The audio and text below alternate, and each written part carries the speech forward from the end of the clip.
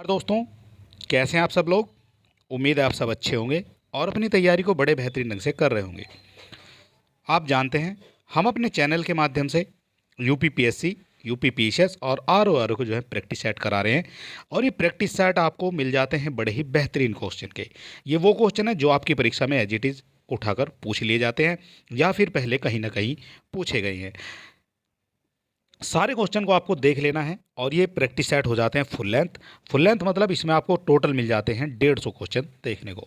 एक practice set में 150 question मिल जाते हैं और 100 के आसपास जो है हम एग्ज़ाम से पहले पहले आपको टेस्ट करा देंगे। फिलहाल जो आज का हमारा टेस्ट हो जाता है ये 9 नंबर। इससे पहले हमने 8 टेस्ट करा दिए हैं।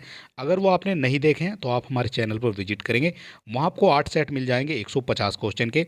और 9 टेस्ट मिल जाते हैं वहाँ पर शॉर्ट लेंथ यानी छोटे वाले, जिनमें 30 क्वेश्चन दिए गए हैं। लेकिन ये 30 क्वेश्चन भी आपको बिल्कुल एग्ज़ाम से जुड़े हुए क्वेश्चन के मिलेंगे और ये 30 क्वेश्चन विद डिटेल हमने कवर किए हुए हैं। तो चलिए देर बिल्कुल नहीं करेंगे, आपका समय कीमती है। सेट नंबर हमारा हो जाता है 9 और आज का वीडियो शुरू कर लेते हैं। और वीडियो शुरू करने से पहले अगर अभी तक आपने हमारे चैनल को सब्सक्राइब नहीं किया है तो आप सब्सक्राइब कर सकते हैं, क्योंकि हमारे चैनल पर इसी तरह के बड़े अच्छे अच्छे सेट कराए जाते हैं। तो चलिए देख लेते हैं आज का हमारा पहला क्वेश्चन क्या हो जाएगा। पहला क्वेश्चन हो जाता है, निम्नलिखित देशों पर विचार कीजिए। निम्नलिखित देशों पर विचार करना है और आपसे पूछा क्या गया है इसमें। तो इसमें पूछा गया है आपसे, उपयुक्त में से कौन आसियान के मुक्त व्यापार भागीदारों में से एक है। इनमें से कौन हो जाएगा मुक्त व्यापार भागीदारों में से। 6 ऑप्शन आपको दिए गए हैं, इनमें से आपको छांटना है आसियान के भागीदारों में कौन हो जाएगा मुक्त व्यापार भागीदारों में। तो इस क्वेश्चन को करने से पहले सबसे पहले आपको पता होना चाहिए इनमें से जो है कौन कौन से आसियान से संबंधित हो जाते हैं। तो ये सबसे पहले आ जाता है आपका ऑस्ट्रेलिया, उसके बाद आ जाता है आपका चीन, और चीन के बाद आ जाता है आपका भारत, और एक आ जाता है आपका जापान। तो 4 तो देश आपके इसमें से लिए गए हैं, कनाडा इसमें शामिल नहीं है और यूएसए भी इसमें शामिल नहीं है। आ जाता है आपका न्यूजीलैंड, ये भी आपको ऑप्शन में दिया जा सकता था मगर दिया नहीं गया है। ठीक है, तो ये 6 देश हो जाते हैं, 4 ये हो जाते हैं और 2 ये हो जाते हैं। तो 6 देश हो जाते हैं आपके जो आसियान के मुक्त व्यापार भागीदारों में से एक है। ठीक है, आपसे पूछा गया सही आंसर, तो यह हो जाएगा 1, 3, 4 और 5। 1, 3, 4, 5 किस में दिए गए हैं तो हम यहाँ चेक कर लेते हैं। तो ये हो जाएगा 1, 3, 4, 5, तो ये दिया गया है ऑप्शन नंबर सी में, यही हो जाएगा आपका करेक्ट आंसर। निम्नलिखित में कौन खाड़ी सहयोग परिषद यानी गल्फ कोऑपरेशन काउंसिल का सदस्य नहीं है। कौन हो जाएगा गल्फ कोऑपरेशन का काउंसिल का सदस्य जो इनमें से नहीं है। तो इसमें से सऊदी अरब जो है इसका सदस्य हो जाता है, इसके अलावा ओमान भी हो जाता है और कुवैत भी हो जाता है। लेकिन कहीं ना कहीं ईरान जो है वो इनसे संबंधित नहीं है। आपका जो करेक्ट आंसर है वो हो जाता है ए, ईरान जो है वो खाड़ी सहयोग परिषद का सदस्य नहीं है। ठीक है, इसकी स्थापना की बात करेंगे, अगर खाड़ी सहयोग परिषद की जो स्थापना है ये हो जाती है आपकी 25 मई 1981 में। इंपॉर्टेंट क्वेश्चन यहाँ से आपका बन सकता है, खाड़ी सहयोग परिषद की स्थापना कब हुई है। तो 25 मई 1981 को इसकी स्थापना हो जाती है सऊदी अरब के रियाद में। ठीक है, इतना भी आपको यहाँ से याद रखना है।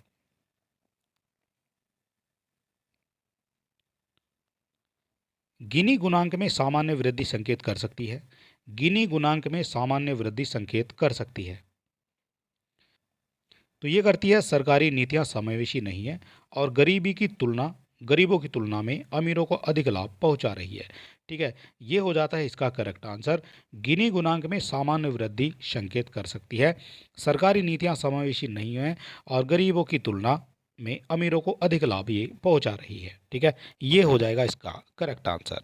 और ये जो गिनी गुणांक है किस लिए लाया जाता है, तो ये लाया जाता है अमीर और गरीब का अंतर देखने के लिए। अमीर गरीब आय का जो धन का विभाजन है उसको मापने के लिए गिनी गुणांक जो है एक लोकप्रिय सांख्यिकी उपाय माना जाता है। राष्ट्रीय शेयर बाजार और बॉम्बे शेयर बाजार की स्थापना कब हुई है। राष्ट्रीय शेयर बाजार और बॉम्बे शेयर बाजार की जो स्थापना है वो कब हुई है।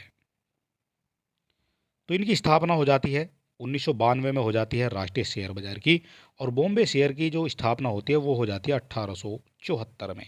ठीक है, दोनों यहाँ से आपको याद रखने, ये अलग अलग करके भी आपसे पूछ लिए जाएंगे। और नेशनल जो राष्ट्रीय शेयर बाजार है यानी नेशनल स्टॉक एक्सचेंज, एनएससी इसको कहा जाता है, ये भारत का सबसे बड़ा तकनीकी रूप से अग्रणी स्टॉक एक्सचेंज माना जाता है। कौन सा? ये हो जाता है एनएसई, ठीक है, नेशनल स्टॉक एक्सचेंज इसको कहा जाता है। और इसकी स्थापना हो जाती है 1992 में, ठीक है। इंपॉर्टेंट यहाँ से आपका ये क्वेश्चन हो जाएगा। और इसके अलावा अगर बॉम्बे शेयर बाजार की बात करेंगे तो ये सबसे पुराना माना जाता है, ये भी आपसे पूछ लिया जाएगा। सबसे जो पुराना शेयर बाजार है वो हो जाता है बॉम्बे स्टॉक एक्सचेंज यानी बीएससी इसको कहा जाता है, ठीक है। ये भी इंपॉर्टेंट हो जाएगा आपकी परीक्षा के लिए। स्थापना की बात करेंगे तो 1874 में हो जाती है, ये हम आपको पहले ही बता चुके हैं। 1874 में बीएससी की स्थापना हो जाती है और ये भारत और एशिया का सबसे पुराना स्टॉक एक्सचेंज भी माना जाता है, ठीक है। और महाराष्ट्र राज्य की जो राजधानी है मुंबई में स्थित हो जाएगा। इतनी बातें आपको याद रखनी इस एक क्वेश्चन से। केंद्रीय विद्यालय कब स्थापित किए गए थे? केंद्रीय विद्यालय जो है कब स्थापित किए गए थे? तो ये स्थापित किए जाते हैं आपके 1963 में। ऑप्शन नंबर ए यहाँ पर आपका करेक्ट हो जाएगा। केंद्रीय विद्यालय की जो स्थापना है वो हो जाती है 1962 में और इनको जो है 1963 में केंद्रीय माध्यमिक शिक्षा बोर्ड से संबद्ध भी किया गया था। यानी कि 1963 में जो है सीबीएसई के द्वारा इनको जो है मान्यता दे दी जाती है, ठीक है। उनसे जो है इसको संबद्ध कर दिया जाता है 1963 में, ठीक है। तो ये कब स्थापित हो जाते हैं? तो 1962 में स्थापित हो जाते हैं और 1963 में जो इनको सीबीएसई की मान्यता प्राप्त हो जाती है। ये टेस्ट नंबर चल रहा है हमारा 9। इससे पहले हमने 8 टेस्ट आपको करा दिए हैं। अगर आपने नहीं देखे तो आप चैनल पर विजिट कर सकते हैं, वहाँ आपको सारे टेस्ट मिल जाएंगे। इसके अलावा और भी वहाँ पर जो है काफ़ी वीडियो आपके लिए हेल्पफुल मिल जाएगी। जेएस वर्मा समिति निम्नलिखित में से किससे संबंधित थी? जो जेएस वर्मा समिति है वो निम्नलिखित में से किससे संबंधित हो जाती है, ये आपको बताना है। तो जेएस शर्मा जो समिति है ये हो जाती है कार्यस्थल पर यौन उत्पीड़न अधिनियम से। ऑप्शन नंबर ए हो जाता है इसका करेक्ट आंसर। जेएस वर्मा समिति जब कार्यस्थल पर यौन उत्पीड़न की अधिनियम से संबंधित है और जिसने जो है 2013 की शुरुआत में लैंगिक कानूनों पर ये सौंपी गई रिपोर्ट के आधार पर इसको जो है इसमें जो है बदलाव किए गए थे और रोजगार अधिनियम की स्थापना की सिफारिश भी यहाँ पर की गई थी, ठीक है। इंपॉर्टेंट क्वेश्चन हो जाता है कार्यस्थल पर यौन उत्पीड़न से संबंधित हो जाएगा जेएस वर्मा समिति। हाल ही में खबरों में रहा अकीरा निम्नलिखित में से किससे संबंधित है? ये अकीरा है, किससे संबंधित हो जाएगा? तो ये संबंधित हो जाता है आपका एक रैंसम वेयर से।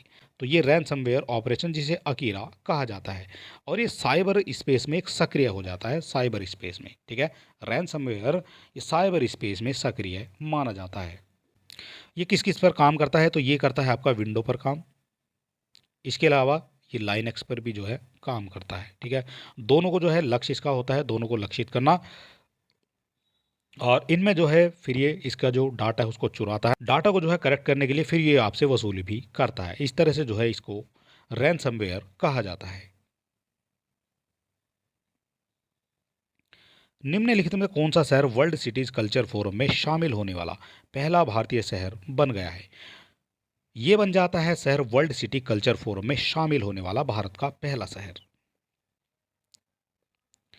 तो पहला शहर बन जाता है आपका कर्नाटक का बेंगलुरु। ऑप्शन नंबर ए हो जाएगा यहाँ पर करेक्ट आंसर।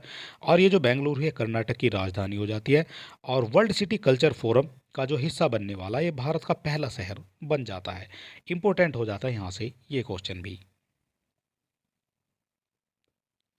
राष्ट्रीय ग्रामीण स्वास्थ्य मिशन के संदर्भ में प्रशिक्षित सामुदायिक स्वास्थ्यकर्ता यानी आशा के कार्य निम्नलिखित में से कौन से हैं? जो आशा होती है जो गांव में आपने देखी होगी, आपके आसपास भी रहती होंगी आशा, उनसे संबंधित ये क्वेश्चन है और आपको जो है सही उत्तर का चयन करना है कूट के हिसाब से।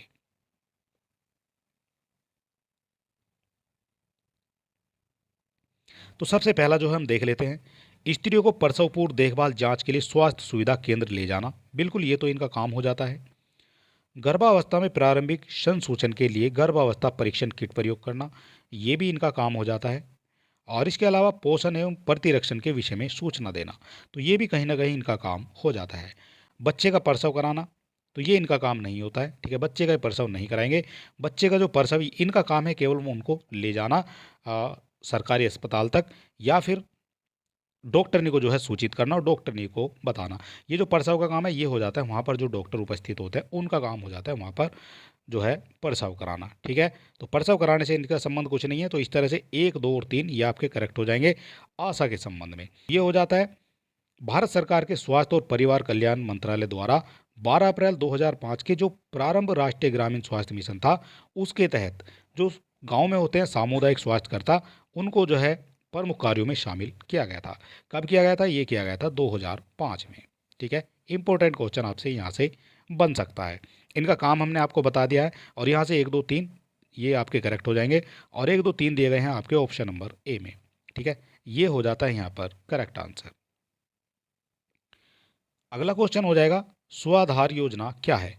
जो स्वाधार योजना है इससे संबंधित क्वेश्चन है, ये भी इंपॉर्टेंट क्वेश्चन हो जाएगा आपका। स्वाधार योजना जो है भारत सरकार के महिला और बाल विकास मंत्रालय द्वारा ये विषम परिस्थितियों में हो रही महिलाओं के जो लाभार्थ प्रायोजित योजना हो जाती है। तो इसका जो करेक्ट आंसर है वो कौन सा हो जाएगा? तो ये हो जाता है जो कठिन परिस्थितियों में महिलाएं हैं उनके लिए जो है लाभ की योजना मानी जाएगी, ठीक है। इसको कहा जाता है स्वाधार योजना, ठीक है। इंपॉर्टेंट यहाँ से ये हो जाता है आपका। और इसका जो प्रारंभ है वो कब से हो जाता है स्वाधार योजना का? तो ये हो जाता है 2001 से और 2002 में, ठीक है। 2001 और 2002 में इसका जो प्रारंभ है वो किया गया था और इसके अंतर्गत जो विषम परिस्थितियों में जी रही हैं महिलाएं उनके लिए जो है लाभ प्रदान करता है। आयुष्मान भारत योजना के संदर्भ में निम्नलिखित में से कौन से कथन सत्य हैं? आयुष्मान भारत के बारे में पूछा गया है, कौन से कथन सत्य हो जाते हैं वो आपको बताना है। और यहाँ से पूछा गया है सत्य कथन का भी आपको चयन करना है। 11 नंबर हो जाता है हमारा क्वेश्चन और इसका जो करेक्ट आंसर है वो हम देख लेते हैं। तो यह योजना प्रति व्यक्ति 5 लाख रुपए का मुफ्त स्वास्थ्य बीमा प्रदान करती है। प्रति व्यक्ति की बात हो रही है, तो ये प्रति व्यक्ति की बात नहीं करेंगे, यहाँ गलत हो जाएगा। प्रति व्यक्ति नहीं है, ये प्रति परिवार है, ठीक है। प्रति परिवार ये 5 लाख रुपए का बीमा प्रदान करती है आपकी आयुष्मान भारत योजना। तो पहला पॉइंट आपका हो जाता है गलत। इस योजना में होने वाले व्यय में केंद्र और राज्यों की जो भागीदारी है वो 60 और 40 के रेशियो में है। 60-40 के रेशियो में हो जाएगी, यानी 60 रुपये अगर 100 रुपये खर्च होंगे तो 60 रुपये तो आपका देगा केंद्र और 40 रुपये देने वाला है आपका राज्य। तो ये हो जाता है 60 और 40 का रेशियो। तो ये कहीं ना कहीं आपका हो जाता है करेक्ट। आपसे पूछा गया कौन सा सही है, तो केवल 2 हो जाएगा जो इसमें से सही माना जाएगा, ठीक है। गलत क्यों हो जाता है? पहला क्योंकि आप प्रति परिवार जो है 5 लाख रुपए का बीमा आपको इसमें मिल जाता है। इस तरह से आपका केवल 2 सही है और केवल 2 दिया गया है आपको ऑप्शन नंबर बी में, छोड़ दो। मुद्रास्फीति लक्ष्य को हासिल करने के लिए आवश्यक नीतिगत ब्याज का निर्धारण कौन करता है? मुद्रास्फीति लक्ष्य को हासिल करने के लिए जो आवश्यक नीतिगत ब्याज होता है उसका निर्धारण कौन करता है, ये आपसे पूछा गया है। तो उसका जो निर्धारण करेगा वो करेगा मौद्रिक नीति समिति। ऑप्शन नंबर सी यहाँ पर करेक्ट हो जाएगा, ठीक है। और जो केंद्र सरकार द्वारा इसके तहत जो है गठित मौद्रिक नीति समिति ये मुद्रास्फीति लक्ष्य को हासिल करने के लिए एक आवश्यक नीति मानी जाती है जो ब्याज का निर्धारण करती है। ऑप्शन नंबर सी हो जाता है यहाँ पर करेक्ट। अगला क्वेश्चन है वह अधिकतम अवधि कितनी है जिसके लिए नोटिस मनी का उपयोग धन उधार लेने के लिए किया जा सकता है? वो अधिकतम अवधि कितनी है जिसके लिए नोटिस मनी का उपयोग धन उधार देने के लिए किया जा सकता है? तो ये हो जाती है 14 दिन, ठीक है। वो जो नोटिस है, वो जो अवधि है वो 14 दिन की हो जाती है। और नोटिस मनी मार्केट को रातों रात उधार लेने वाले बाजार के रूप में भी इसको जाना जाता है। इसको कहा जाता है आपका नोटिस मनी, ठीक है। ये रातों रात जो है उधार लेने के लिए जानी जाती है। WHO द्वारा विकसित रणनीतियों का एक समूह एम पावर उपाय, ठीक है, निम्नलिखित में से किससे संबंधित हो जाएगा? ये हो जाएगा एम पावर मेजर्स। ये किससे संबंधित हो जाएगा? तो ये संबंधित हो जाता है तंबाकू उपयोग से। ऑप्शन नंबर ए यहाँ पर आपका करेक्ट हो जाएगा। और ये कब की बात है? तो ये WHO के द्वारा 2008 की बात हो जाती है। 2008 में WHO ने एम पावर को एक ऐसी योजना जिसे 6 सबसे महत्वपूर्ण और प्रभावी तंबाकू नियंत्रण विधियों के द्वारा शामिल किया गया था तो उसकी स्थापना हो जाती है आपकी 2008 में। इतनी बातें आपको याद रखनी है। और ये जो एम्पावर है इसमें जो है 6 अक्षर दिए गए हैं और 6 अक्षर अपने आप में कहीं ना कहीं 6 चीज़ों को ये बताते हैं। तो एम से क्या हो जाएगा? एम से हो जाता है आपका मॉनिटर। तो तंबाकू के उपयोग और रोकथाम नीतियों की निगरानी करना, यानी उसको मॉनिटर करना, ये हो जाता है तंबाकू से संबंधित। इसके बाद पी की बात करेंगे तो पी हो जाता है प्रोटेक्ट। प्रोटेक्ट करेंगे लोगों को तंबाकू के धुएं से बचाना, उसको जो है प्रोटेक्ट करना। इसके बाद आ जाता है आपका ओ। ओ का मतलब होता है ऑफर। ऑफर यानी धूम्रपान छोड़ने के लिए सहायता प्रदान करना, उसको ऑफर प्रदान करना। ये हो जाता है तंबाकू से संबंधित। इसके बाद आ जाता है 4 नंबर पर आपका आ जाएगा डब्लू। डब्लू से होता है आपका वार्म। ये हो जाता है वार्न, यानी इसको वार्निंग देना, तंबाकू के खतरों के बारे में इसको चेतावनी देना, ये हो जाता है इसकी वार्निंग। इसके बाद आपका ई आ जाता है तो ई से बनता है आपका एनफोर्स। ठीक है, एनफोर्स बन जाएगा और तंबाकू के विज्ञापन, प्रचार और प्रयोजनों पर जो है प्रतिबंध लगाना, ये हो जाता है आपका एनफोर्स। इसके बाद बचता है हमारा आर।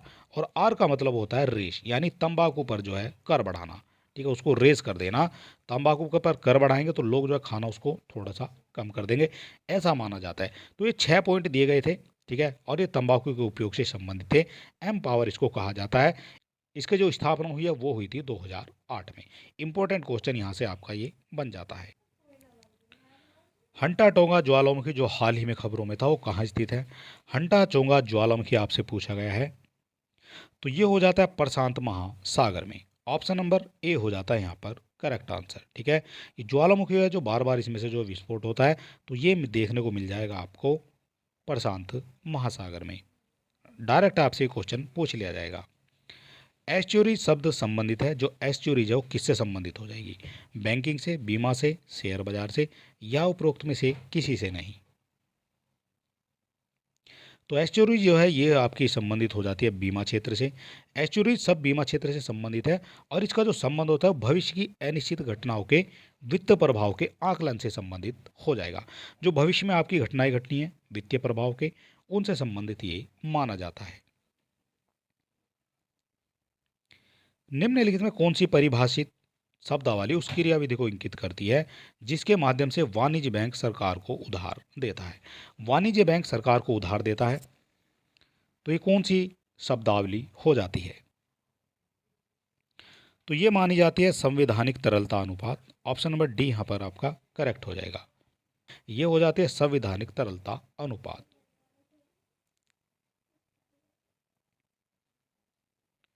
राष्ट्रीय नाट्य विद्यालय स्थित है, जो राष्ट्रीय नाट्य विद्यालय वो कहाँ स्थित हो जाएगा? तो ये स्थित हो जाता है आपका नई दिल्ली में। ऑप्शन नंबर बी हो जाएगा यहाँ पर करेक्ट आंसर। अगर आप किसी क्वेश्चन का आंसर जानते हैं तो आप हमें कमेंट बॉक्स में लिख भी सकते हैं और अपनी तैयारी को परख भी सकते हैं। ये हो जाता है नई दिल्ली में और इसकी स्थापना आपसे पूछी जा सकती है कब हो जाएगी? तो इसकी स्थापना हो जाती है 1959 में। ठीक है, ये भी आपको याद रखना, 1959 में इसकी स्थापना हो जाती है। बहुआयामी निर्धनता सूचकांक में सम्मिलित होता है, क्या सम्मिलित हो जाएगा? बहुआयामी निर्धनता सूचकांक में। तो इसमें सबसे पहले स्वास्थ्य शामिल हो जाता है। बहुआयामी निर्धनता में इसमें शिक्षा भी शामिल हो जाएगी और जीवन किस तरह से जी रहे हैं, यानी जीवन का स्तर हमारा क्या है, वो भी इससे सम्मिलित हो जाएगा। तो इस तरह से आपके सही उत्तर आपको चयन करना, तो 1 2 3 तीनों आपके करेक्ट यहाँ पर हो जाएंगे और तीनों करेक्ट दिए गए हैं आपके ऑप्शन नंबर डी में। ठीक है, ये हो जाता है यहाँ पर करेक्ट आंसर।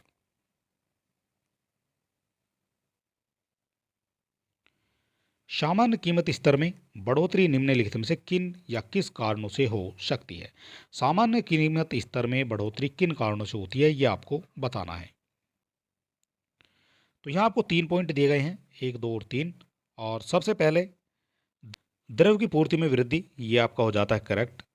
उत्पादन के समग्र स्तर में गिरावट, तो ये भी कहीं ना कहीं करेक्ट हो जाएगा।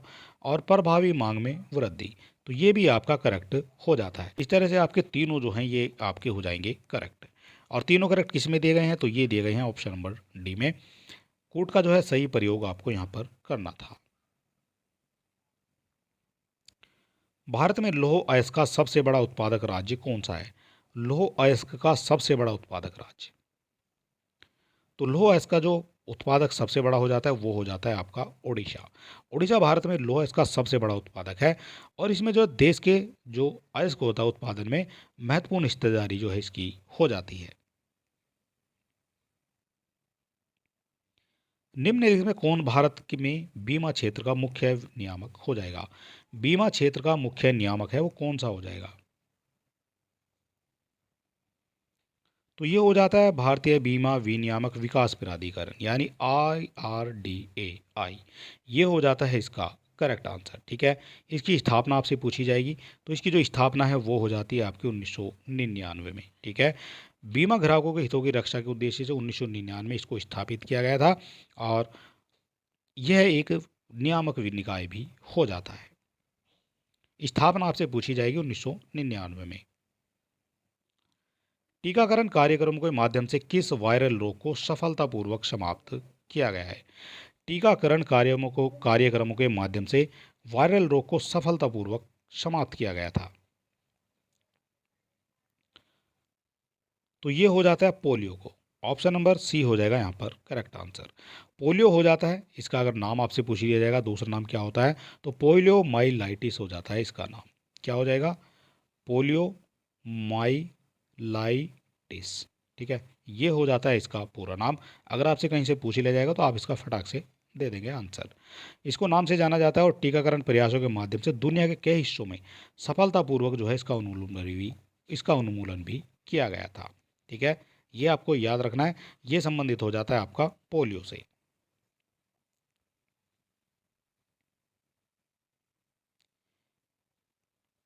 किस राज्य को भारत का रूर कहा जाता है? भारत का रूर कहा जाएगा कौन सा क्षेत्र? तो ये हो जाता है झारखंड। अगर आप किसी क्वेश्चन का आंसर जानते हैं तो आप हमें कमेंट बॉक्स में लिख सकते हैं। और किस राज्य को भारत का रूर कहा जाएगा? तो झारखंड को भारत का रूर कहा जाता है। जो है कोयले के बड़े बड़े भंडार आपको देखने को मिल जाएंगे और इस कारण जो है भारत का रूर इसको कहा जाता है।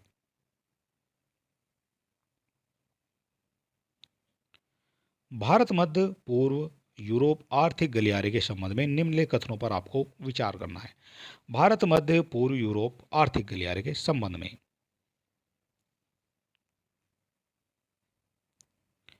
यह 2 पॉइंट आपको दिखाए गए हैं। इस आर्थिक गलियारे में रेलवे सड़क परिवहन दोनों मार्ग शामिल है। तो ये तो आपका हो जाता है करेक्ट। दोनों मार्गों की जो है बात करेगा, रेलवे की भी और सड़क परिवहन की भी। यह वैश्विक अवसंरचना निवेश के लिए साझेदारी यानी PGII का हिस्सा है।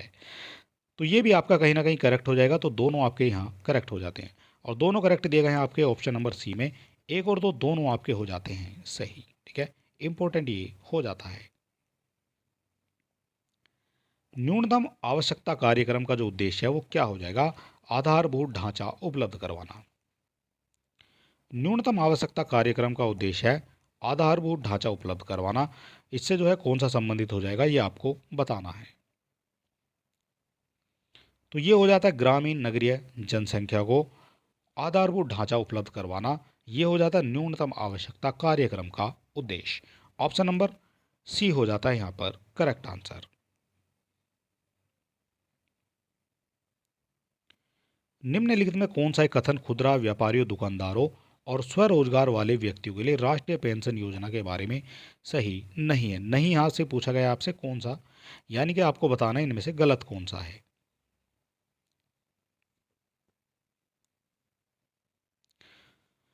18 से 40 वर्ष की आयु के लोग इसके पात्र होते हैं। तो ये तो कहीं ना कहीं जो है आपका हो जाता है सही। ठीक है, आपसे पूछा गया है गलत कौन सा है। उनका वार्षिक लेन देन टर्नओवर 1.5 करोड़ रुपए से अधिक ना हो। तो ये भी करेक्ट हो जाता है। राष्ट्रीय पेंशन योजना के सदस्य इसके पात्र हैं। तो ये कहीं ना कहीं आपका गलत हो जाएगा और गलत ही आपसे पूछा गया था। ठीक है, ऑप्शन नंबर सी यहाँ पर गलत हो जाएगा। इसके अंतर्गत रुपया जो है 3,000 का मासिक पेंशन सुनिश्चित होता है। बिल्कुल ये 3,000 की जो है मासिक आपको पेंशन मिलने वाली है। और इसका जो इनकरेक्ट हो जाएगा वो हो जाएगा राष्ट्रीय पेंशन योजना के सदस्य जो हैं उसके पात्र नहीं होते हैं। जिला साख योजना बनाई जाती है। जो जिला साख योजना है वो बनाई जाती है तो वो बनाई जाती है लीड बैंक के अंतर्गत। ऑप्शन नंबर ए यहाँ पर आपका करेक्ट हो जाएगा।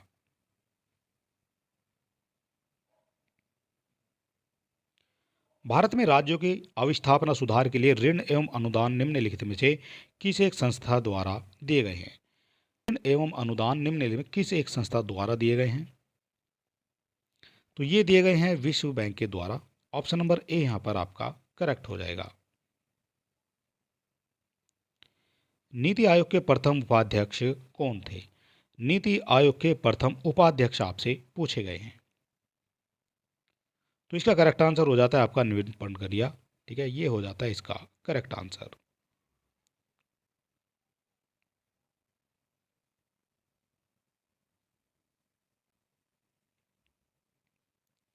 भारत में कर सुधार जिस कमेटी की सिफारिश पर आधारित थे उसके अध्यक्ष थे।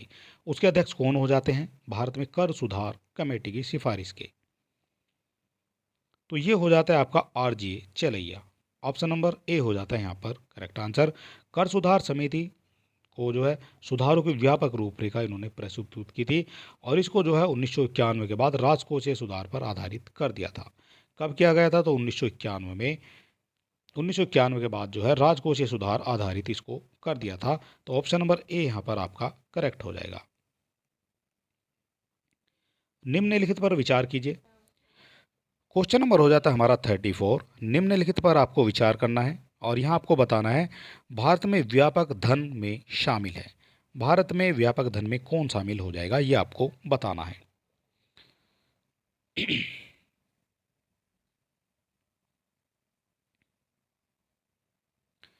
जनता के पास मुद्रा ये व्यापक धन में शामिल हो जाती है, बिल्कुल करेक्ट हो जाएगा।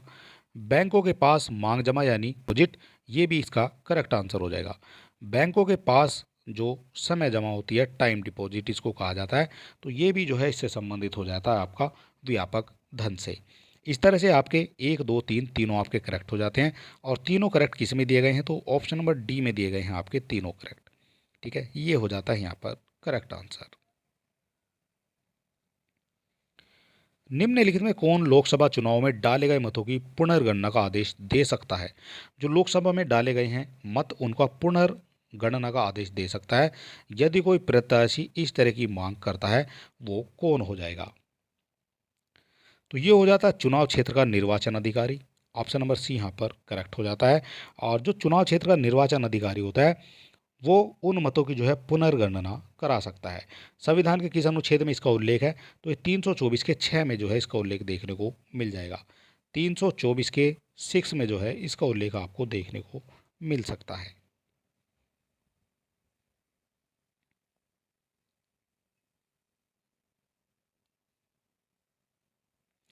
वर्ष 2010 में जम्मू कश्मीर के लिए भारत सरकार द्वारा एक वार्तालाप समूह का गठन किया गया।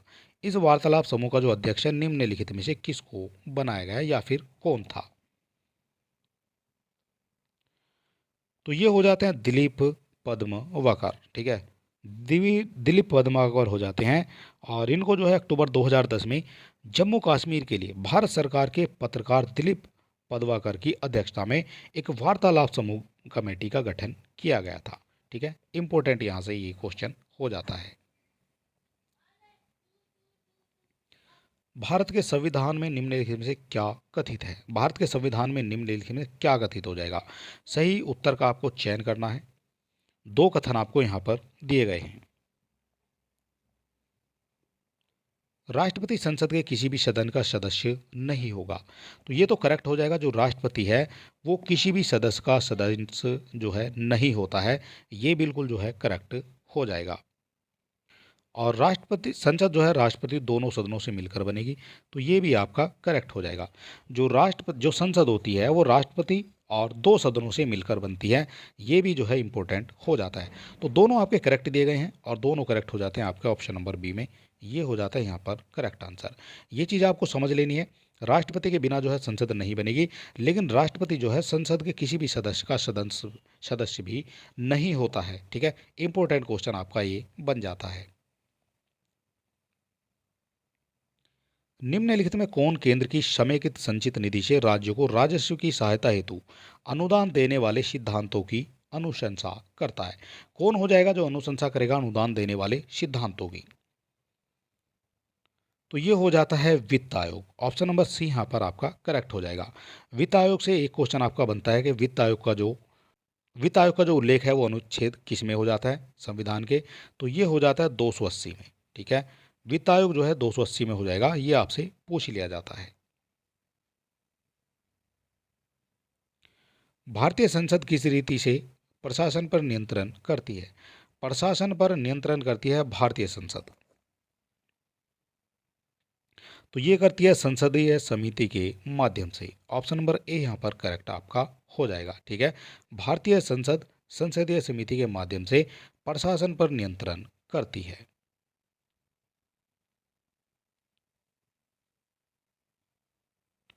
राज्य का राज्यपाल निम्नलिखित में से कौन सी परिस्थिति में अध्यादेश जारी कर सकता है? कौन सी परिस्थिति में कर सकता है अध्यादेश जारी? तो ये हो जाता है जब भी राज्य की विधानसभा सत्र में ना हो और राज्यपाल संतुष्ट हो कि ऐसी परिस्थितियां विद्यमान हैं जिसके कारण तुरंत कार्रवाई आवश्यक है। उस स्थिति में राज्यपाल जो है परिस्थितियों में अध्यादेश जारी कर सकता है। ठीक है, इंपॉर्टेंट यहाँ से ये हो जाएगा। सूची को सूची 2 से सुमेलित करना है और दिए गए कोड से सही उत्तर का चयन करना है। इधर आपकी समितियां दी गई हैं और सूची 2 में दिए गए हैं आपके सुझाव, कौन से किससे संबंधित हो जाएंगे ये आपको बताना है। तो सबसे पहले बात कर लेते हैं, चार जो है हमें ऑप्शन दिए गए हैं। बलवंत राय मेहता ये किससे संबंधित हो जाती है? तो बलवंत राय मेहता, इसमें कितने अक्षर आ रहे हैं बलवंत राय मेहता में? तो ये आ रहे हैं बलवंत राय मेहता, 3 अक्षर आ रहे हैं। तो ये कहीं ना कहीं तिरिस तरह की बात हमारी करता है। ठीक है, अशोक मेहता की बात करेंगे, इसमें कितने अक्षर आ रहे हैं? अशोक और मेहता 2 अक्षर आ रहे हैं, तो इसमें 2 इस तरह की ये बात करने वाला है। इस तरह से आप इसको मैच कर सकते हैं एक छोटी सी ट्रिक बनाकर। एल.एम. सिंधवी की बात करेंगे, ये किससे संबंधित हो जाएगा? तो ये हो जाता है स्थानीय स्वशासन पद्धति से, और जी.वी. राव ये बच जाते हैं आपके प्रतिनिधित्व के तरीके में सुधार से संबंधित हो जाएंगे। इस तरह से ए का 2, बी का 1, सी का 4 और डी का 2। और ये किस ऑप्शन में दिखाया गया है? ए का 2, तो ये दिखाया गया है आपका ऑप्शन नंबर सी में। ठीक है, और ए का 2 हो जाएगा, बी का हो जाता है आपका 1, सी का 4 और डी का हो जाता है हमारा 3। इंपॉर्टेंट क्वेश्चन ये भी आपका हो जाता है। राज्यपाल के चयन के विषय में सरकारी आयोग के निम्नलिखित में से कौन सा सुझाव नहीं दिया गया है? नहीं दिया गया है कौन सा सुझाव? तो ये हो जाता है ऐसे वियोजित व्यक्ति जिसकी राज्य की स्थानीय राजनीति से गहरी घनिष्ठता ना हो, उसकी जो है नियुक्ति नहीं होगी। ऑप्शन नंबर बी यहाँ पर आपका करेक्ट हो जाएगा। निम्नलिखित में कौन सी एक सबसे बड़ी संसदीय समिति है? सबसे बड़ी संसदीय समिति हो जाती है वो कौन सी हो जाएगी? तो ये हो जाती है प्राक्कलन समिति। ऑप्शन नंबर बी यहाँ पर करेक्ट हो जाएगा। सबसे बड़ी संसदीय समिति हो जाती है प्राक्कलन समिति। और प्राक्कलन समिति में लगभग 30 सदस्य होते हैं जो सभी लोकसभा के सदस्य होते हैं। प्राक्कलन समिति में सभी लोकसभा के सदस्य हो जाते हैं और लगभग 30 के आसपास जो है इसमें सदस्य होते हैं। लोक लेखा समिति है, इसमें कितने सदस्य हो जाएंगे? तो लोक लेखा समिति में हो जाते हैं आपके टोटल 22 सदस्य। इसमें 15 सदस्य लिए जाते हैं आपके लोकसभा से, ठीक है, और 7 सदस्य लिए जाते हैं आपके राज्यसभा से। टोटल हो जाते हैं 22 सदस्य। ये हो जाती है आपकी लोक लेखा समिति। सदन के पटल पर किसी मंत्री के द्वारा की गई वचनबद्धता की परिपूर्णता हो गई है अथवा नहीं, इसका निर्णय किया जाएगा। तो इसका निर्णय कहाँ किया जाएगा? तो ये हो जाता है लोक आश्वासन समिति के द्वारा इसका निर्णय किया जाएगा।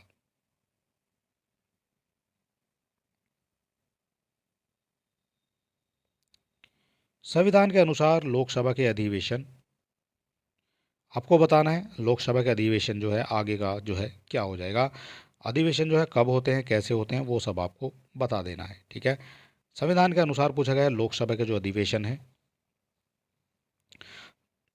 तो लोकसभा के जो अधिवेशन है वो हो जाएंगे आपके वर्ष में 2 बार होने चाहिए और दोनों अधिवेशनों के मध्य 6 माह के अधिक का अंतराल नहीं होना चाहिए।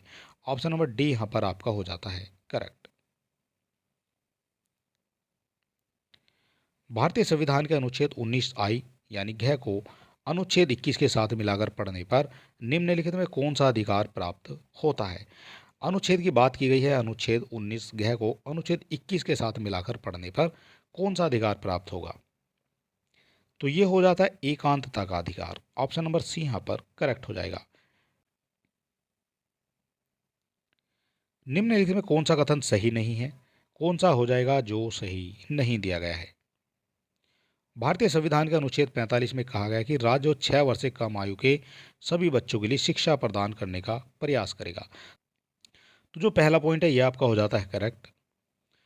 इसके बाद भारतीय संविधान के 51 क में प्रावधान किया गया है कि माता पिता का संरक्षक 6 से 14 वर्ष की आयु वर्ग के अपने बच्चों को शिक्षा के अवसर प्रदान करेगा। ये भी आपका करेक्ट हो जाएगा। निःशुल्क एवं अनिवार्य शिक्षा प्रदान करने के लिए संसद द्वारा शिक्षा का अधिकार संबंधी अधिनियम पारित किया गया है। तो ये भी हो जाता है आपका करेक्ट। और शिक्षा का अधिकार अधिनियम 1 अप्रैल 2009 से प्रभावी हुआ था। तो ये आपका हो जाएगा गलत। शिक्षा का जो अधिकार है वो 1 अप्रैल 2009 से प्रभावी नहीं हुआ था, ये हुआ था 1 अप्रैल 2010 से प्रभावी। ठीक है, इंपॉर्टेंट यहाँ से भी आपका ये हो जाएगा, 1 अप्रैल 2010 से ये प्रभावी हो जाता है। भारतीय रियासतों के शासकों के विशेष अधिकारों और प्रीपेस की समाप्ति की गई थी। प्रीपेस की जो समाप्ति है वो कब की गई थी? तो ये की जाती है 1971 में। ऑप्शन नंबर डी यहाँ पर आपका हो जाता है करेक्ट। भारत का संविधान निम्नलिखित अनुच्छेदों में से किस एक के अंतर्गत एक निर्वाचन आयोग का प्रावधान करता है? एक निर्वाचन आयोग का जो प्रावधान है वो करेगा भारतीय संविधान। अनुच्छेद आपको बताना है कौन सा हो जाएगा, यानी कि आपको बताना है निर्वाचन जो आयोग है उससे संबंधित कौन सा अनुच्छेद हो जाता है। तो इससे संबंधित हो जाता है आपका अनुच्छेद 324। वनडे एग्जाम में काफ़ी क्वेश्चन जो है आपसे पूछा जाता है।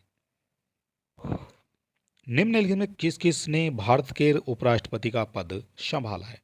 कौन कौन हो जाएंगे जिन्होंने उपराष्ट्रपति का पद संभाला है भारत के?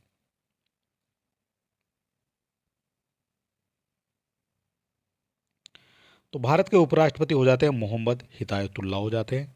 ठीक है, और इसके अलावा हो जाते हैं आपके शंकर दयाल शर्मा। ऑप्शन नंबर 1 और 4 ये दो आपके हो जाते हैं यहाँ पर करेक्ट, शंकर दयाल शर्मा और मोहम्मद हिदायतुल्लाह। मोहम्मद हिदायतुल्लाह ने 1979 में पद को ग्रहण किया था, यानी कि उपराष्ट्रपति ये बने थे। और इसके अलावा अगर बात करेंगे शंकर दयाल शर्मा की, तो ये बन जाते हैं 1987 से 1992 तक। ठीक है, इंपॉर्टेंट यहाँ से हो जाएगा 1 और 4 दिया गया है आपका ऑप्शन नंबर बी में, यही हो जाएगा इसका करेक्ट आंसर। राष्ट्रपति का रिक्त स्थान भर लिया जाना चाहिए। जो राष्ट्रपति है उसका जो रिक्त स्थान है वो भर लिया जाना चाहिए। तो ये हो जाता है लगभग 6 महीने में जो है उसको भर लिया जाना चाहिए। ठीक है, वह राष्ट्र का प्रतिनिधित्व करता है परंतु राष्ट्र का नेतृत्व नहीं करता है। प्रतिनिधित्व तो करेगा लेकिन राष्ट्र का जो नेतृत्व है वो नहीं करेगा। यह उक्ति निम्न में से किस पर लागू होती है? कौन हो जाएगा वो आपको बताना है। तो ये हो जाता है राष्ट्रपति। ऑप्शन नंबर बी यहाँ पर आपका करेक्ट हो जाएगा। भारत का जो राष्ट्रपति है वो समस्त कार्यपालिका शक्ति उसमें निहित तो होती है, परंतु वह शासन का केवल एकमात्र प्रमुख औपचारिक नेता होता है। जो उसका होता है केवल औपचारिक नेता होगा, और जो बाकी की जो वास्तविक रूप से शक्ति होती है वो होती है प्रधानमंत्री सहित उसके मंत्रिमंडल में। ठीक है, और राष्ट्रपति तो केवल वहाँ पर जो है साइन करने के लिए होता है। भारतीय संविधान के किस अनुच्छेद में विधि की सम्यक प्रक्रिया के सिद्धांत को शामिल किया गया है? किस अनुच्छेद में विधि की सम्यक प्रक्रिया के सिद्धांत को शामिल किया गया है? तो ये शामिल किया जाता है आपका 21 को। अनुच्छेद 21 में जो प्रयुक्त है विधि और स्थापित प्रक्रिया पदावली को उसी के अर्थ में प्रयुक्त किया जाता है। ठीक है, सम्यक विधि प्रक्रिया इसको कहा जाएगा अनुच्छेद 21 में। भारत में स्वतंत्रता के पश्चात प्रथम मंत्रिमंडल का कानून मंत्री कौन था? प्रथम हो जाता है मंत्रिमंडल का कानून मंत्री कौन हो जाएगा? तो ये हो जाते हैं प्रथम मंडल के बी आर अम्बेडकर। ये हो जाते हैं भारत में स्वतंत्रता के पश्चात यानी 1947 के बाद प्रथम मंत्रिमंडल के कानून मंत्री ये बन जाते हैं, प्रथम बी आर अम्बेडकर।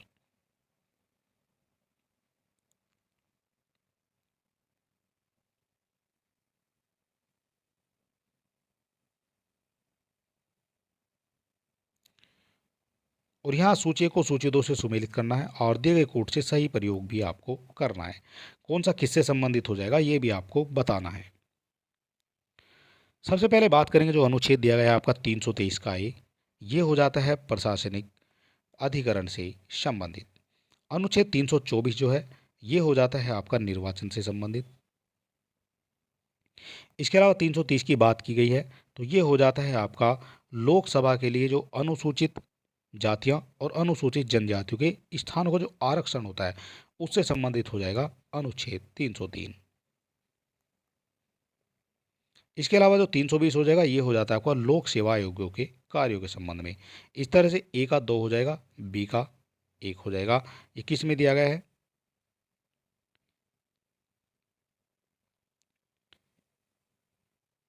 ए का 2 हो जाता है और बी का 1 हो जाता है। ऑप्शन नंबर सी में ये जो है सब दिया गया है।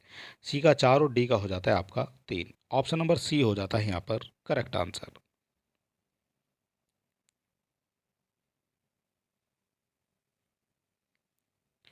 भारतीय राजनीतिक व्यवस्था में इनमें से कौन सा सर्वोच्च है? जो राजनीतिक व्यवस्था है भारत की इनमें से कौन सर्वोच्च हो जाएगा? तो इनमें से सर्वोच्च हो जाता है आपका संविधान। ठीक है, सर्वोच्च न्यायालय नहीं होगा, संसद नहीं होगा, धर्म नहीं होगा, सबसे ऊपर आपका हो जाता है संविधान और बाकी जो है सब ये नीचे आ जाएंगे। ठीक है, भारतीय राजनीतिक व्यवस्था में जो संविधान है उसको सर्वोच्च माना गया है। संविधान निर्मात्री परिषद की झंडा समिति के अध्यक्ष कौन थे? तो झंडा समिति के जो अध्यक्ष हैं वो हो जाते हैं doctor Rajendra Prasad. Option number B यहाँ पर हो जाता है आपका करेक्ट। ठीक है, और जो भारतीय इतिहास में झंडा समितियों के दो विशेष उल्लेख आपको देखने को मिलेंगे। एक हो जाता है 2 अप्रैल 1931 को जब कांग्रेस ने कराची अधिवेशन में गठित की थी झंडा समिति। इसके अध्यक्ष कौन हो जाते हैं जो 1931 में हुई थी? तो इसके हो जाते हैं सरदार वल्लभ भाई पटेल। ये हो जाती है कांग्रेस की तरफ से। ठीक है, और इसके बाद जो है दूसरी हो जाती है तो वो हो जाती है आपकी 1947 में। ये आप जानते हैं 1947 में हो जाती है और इसके जो अध्यक्ष हैं वो बन जाते हैं राजेंद्र प्रसाद। दोनों चीज़ें आपको यहाँ से याद रखनी है। 1931 में झंडा समिति हो जाती है, ये सरदार वल्लभ भाई पटेल हो जाते हैं इसके अध्यक्ष, और 1947 में हो जाती है तो ये हो जाते हैं आपके राजेंद्र प्रसाद। किस अधिनियम ने भारतवासियों को अपने देश के प्रशासन में कुछ हिस्सा लेना संभव बनाया है? अपने देश के प्रशासन में कुछ हिस्सा लेना संभव बनाया है तो ये हो जाता है आपका chartered act 1833। Option number A यहाँ पर करेक्ट हो जाएगा। चार्टर्ड एक्ट 1833 की जो धाराएं हैं उनमें सबसे महत्वपूर्ण धारा हो जाती है 87। इंपॉर्टेंट यहाँ से हो जाता है और इसमें जो है किसी भी भारतीय अथवा क्राउन की देश प्रजा को अपने धर्म, जन्म स्थान, वंशानुक्रम और इनमें जो है किसी भी कारणवश कंपनी के अधीन पद, सेवा के अयोग्य जो है उसको नहीं माना जा सकता है। ये कहा गया था चार्टर्ड एक्ट 1833 में। भारत के संविधान की किस अनुसूची में विभिन्न राज्यों में अनुसूचित क्षेत्रों के प्रशासन और नियंत्रण के विशेष उपबंध हो जाते हैं? विशेष उपबंध हो जाते हैं प्रशासन और नियंत्रण के लिए अनुसूचित क्षेत्रों में। तो ये हो जाता है पांचवी जो विशेष उपबंध है वो हो जाता है आपका पांचवी अनुसूची में। संविधान की पांचवी अनुसूची में कौन हो जाता है? तो असम, मेघालय, त्रिपुरा और मिजोरम, इनसे संबंधित हो जाती है ये आपकी पांचवी अनुसूची। ठीक है, इंपॉर्टेंट ये यहाँ से हो जाएगा। भारतीय संसद प्रणाली ब्रिटिश संसदीय प्रणाली से इस बात से भिन्न है कि भारत में जो सेंटेंस है वो आपको पूरा करना है, भारत में क्या हो जाएगा?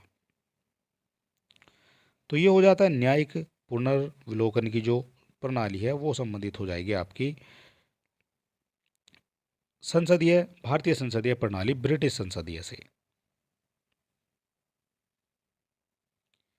नियंत्रक एवं महालेखा परीक्षक की टीका टिप्पणी पर उचित कार्यवाही करने की अंतिम जिम्मेदारी है। अंतिम जिम्मेदारी किसकी हो जाएगी ये आपको बताना है। तो जो अंतिम जिम्मेदारी है वो हो जाती है संसद की। नियंत्रक और महालेखा परीक्षक की टीका टिप्पणियों पर उचित कार्यवाही करने की जो जिम्मेदारी है वो संसद की हो जाती है। यहाँ से आपसे ये भी पूछा जाएगा नियंत्रक और महालेखा परीक्षक जो है संविधान के किस अनुच्छेद के अंतर्गत आते हैं।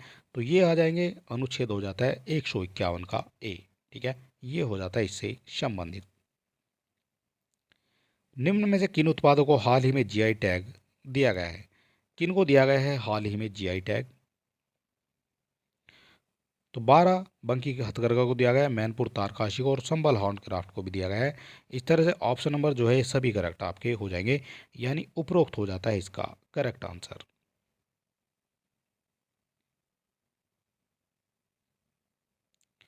हाल ही में उत्तर प्रदेश के किस जिले में शक्ति दीदी अभियान की शुरुआत की गई है? शक्ति दीदी अभियान की शुरुआत की गई है, तो ये की गई है गौतम बुद्ध नगर से।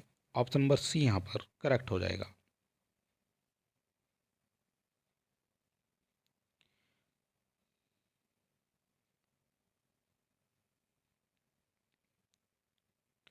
हाल ही में किस राज्य के पंचायत मंत्रालय द्वारा ग्राम पंचायतों में डिजिटल ट्रांजैक्शन को बढ़ावा देने के लिए सामर्थ्य मिशन की शुरुआत की गई है?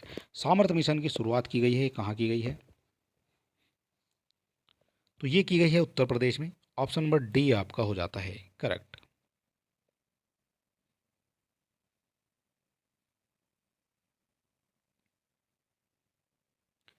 पुनर्स्थापन के लिए विविध D4R, जिसे अक्सर समाचारों में देखा जाता है, निम्नलिखित में से किससे संबंधित है?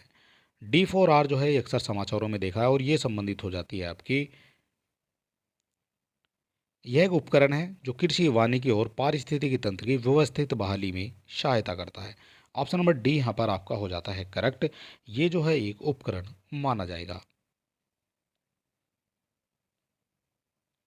प्रधानमंत्री द्वारा अर्थगंगा मॉडल की अवधारणा कहाँ प्रस्तुत की गई थी? अर्थगंगा मॉडल की जो अवधारणा है वो कहाँ प्रस्तुत की गई थी? तो ये प्रस्तुत की जाती है आपकी कानपुर में। ठीक है, ऑप्शन नंबर हो जाता है हमारा ए करेक्ट। और ये 2019 में प्रधानमंत्री ने पहली बार कानपुर में राष्ट्रीय गंगा परिषद की बैठक जो है की थी। कब की थी? 2019 में की थी। प्रधानमंत्री की ये पहली बैठक थी वहाँ पर।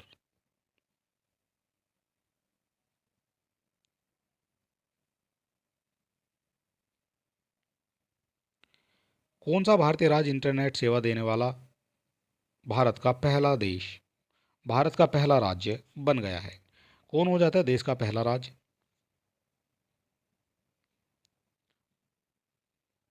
तो ये हो जाता है आपका केरल। ऑप्शन नंबर ए यहाँ पर करेक्ट हो जाएगा। केरल अपनी इंटरनेट सेवा देने वाला देश का पहला राज्य बन गया है। Important question.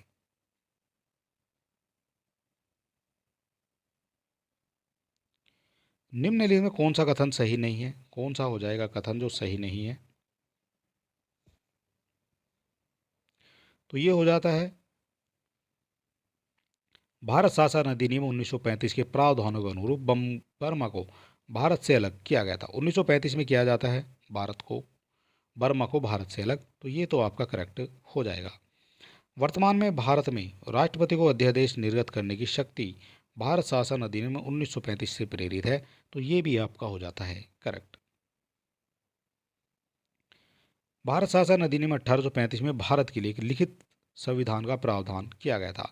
तो 1935 में जो है ये नहीं किया गया था लिखित संविधान का प्रावधान। और इसके अलावा एक और पॉइंट हो जाता है आपका, भारत शासन अधिनियम 1935 में पहली बार प्रांतीय स्तर पर द्विसदनीय विधानमंडल की स्थापना की गई थी। आपसे पूछा गया कौन सा सुमेलित नहीं है, तो सी हो जाएगा जो आपका सही नहीं है। एक नागरिक के मूल कर्तव्यों में निम्न में से कौन सा कर्तव्य सम्मिलित नहीं है? नागरिक के मूल कर्तव्यों में निम्न में से कौन सा कर्तव्य सम्मिलित नहीं है? तो ये हो जाता है अस्पृश्यता मिटाने का जो है प्रयास करना, ये जो है कर्तव्य में सम्मिलित नहीं है। ज्ञापन के संबंध में निम्नलिखित कथनों में से कौन सा कथन सही नहीं है? कौन सा कथन सही नहीं है ये आपको बताना है। गैबान एक मध्य अफ्रीकी स्थलरुद्ध देश है, तो ये तो आपका गलत हो जाएगा। ये जो है एक स्थलरुद्ध देश नहीं है। यह कैमरून, इक्वाटोरियल गिनी, डेमोक्रेटिक रिपब्लिक और कांगो और केन्या के साथ भूमि साझा करता है। तो ये भी कहीं ना कहीं आपका हो जाएगा गलत। आपसे पूछा गया सही कौन सा है। गैबान को व्यापक रूप से अफ्रीका लास्ट ईडन के रूप में वर्णित किया गया है। लोंगो नेशनल पार्क देश के सबसे अच्छे वन्यजीव दर्शन के स्थलों में से एक है। तो ये हो जाता है आपका यहाँ पर करेक्ट। गैबान की बात की गई व्यापक रूप से हो जाता है अफ्रीका लास्ट ईडन के रूप में वर्णित इसको किया जाता है। ठीक है, ऑप्शन नंबर सी यहाँ पर आपका करेक्ट हो जाएगा।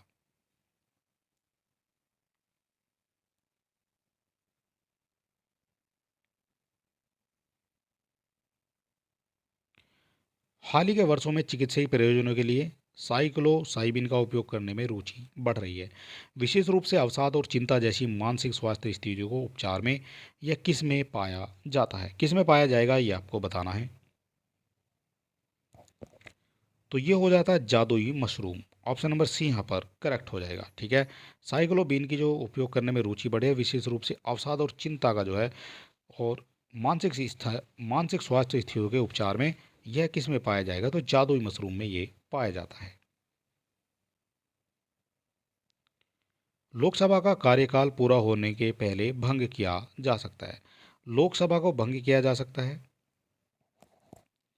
तो ये हो जाता है प्रधानमंत्री की सिफारिश पर लोकसभा को भंग किया जा सकता है। और अगर बात करेंगे इसके अनुच्छेद के बारे में, तो अनुच्छेद ये बात कही गई है अनुच्छेद 85 में।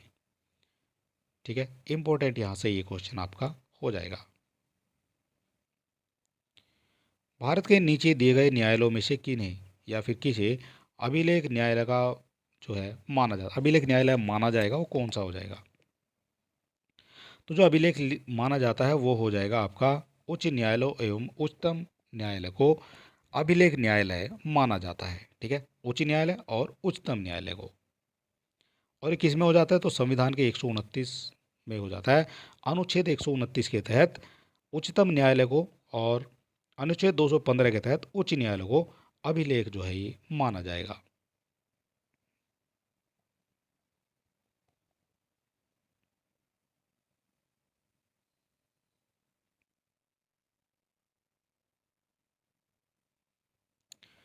फाइव आइज अलायंस के संदर्भ में निम्नलिखित कथनों पर आपको विचार करना है। कौन सा सही हो जाएगा ये आपको बताना है। फाइव आइज की बात हो रही है,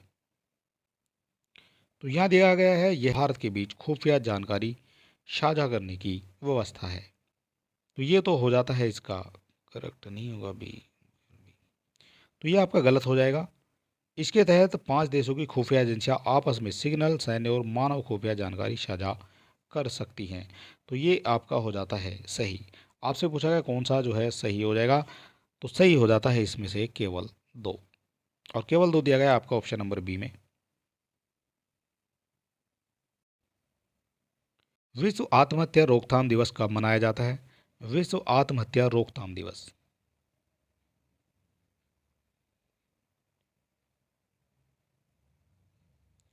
तो ये मनाया जाता है 10 सितंबर को। ठीक है, 10 सितंबर को विश्व आत्महत्या रोकथाम दिवस मनाया जाता है और ये प्रत्येक वर्ष मनाया जाता है 10 सितंबर को।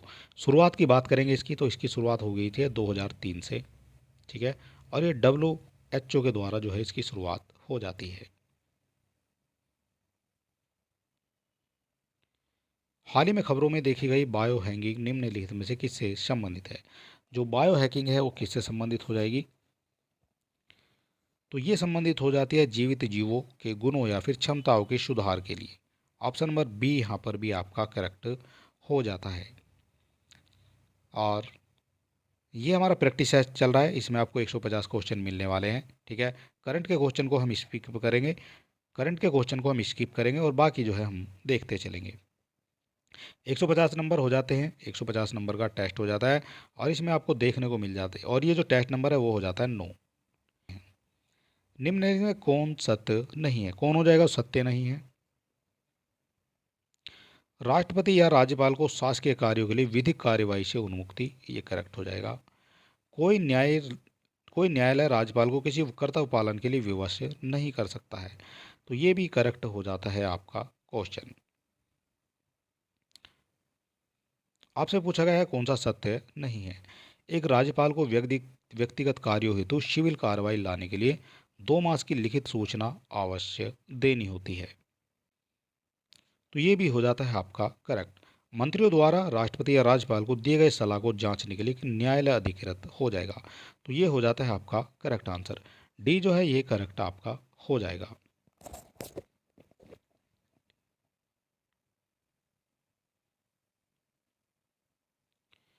निम्नलिखित करों में से किसके अंतर्गत व्यक्ति द्वारा देय पूर्ण धनराशि संविधान द्वारा सीमित कर दी गई है? संविधान द्वारा ये सीमित कर दी गई है।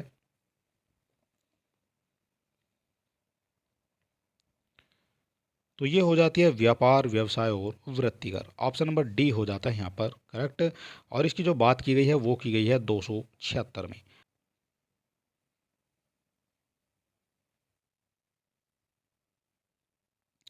आयुष्मान भव अभियान के संदर्भ में निम्नलिखित कथनों पर आपको विचार करना है। ये हो जाता है आयुष्मान भव अभियान। इसमें आपको बताना है कौन सा इनमें से सही हो जाता है। सही कथन पर जो है आपको विचार करना है।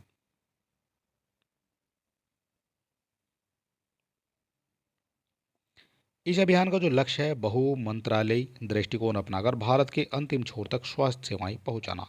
ये इंपॉर्टेंट हो जाता है। इसके लिए जो है सभी प्रयास किए जा रहे हैं। यह एक व्यापक अभियान है जिसके आयुष्मान आपके लिए 3.0 आयुष्मान मेला और आयुष्मान सभा शामिल है। तो ये भी आपका हो जाता है करेक्ट। ये जन जागरूकता के अभियान हो जाते हैं। इस तरह से एक और दो दोनों करेक्ट हो जाए हैं और दोनों करेक्ट दिए गए हैं आपके ऑप्शन नंबर सी में। ठीक है, इंपॉर्टेंट यहाँ से ये क्वेश्चन हो जाता है। दक्षिण भारत की किस राज्य में अराकू वैली स्थित है जिसे अपने कॉफ़ी बागानों और प्राकृतिक सुंदरता के लिए जाना जाता है? प्राकृतिक सुंदरता के लिए जाना जाता है। 85 नंबर क्वेश्चन हो जाता है। और इसका जो करेक्ट आंसर है वो हो जाता है आंध्र प्रदेश। ठीक है, इंपॉर्टेंट हो जाता है यहाँ से। भारतीय संसद किस रीति से प्रशासन पर नियंत्रण करती है? प्रशासन पर नियंत्रण किया जाएगा ये कौन सा हो जाता है? तो ये हो जाएगा संसदीय समिति के माध्यम से प्रशासन पर नियंत्रण किया जा सकता है।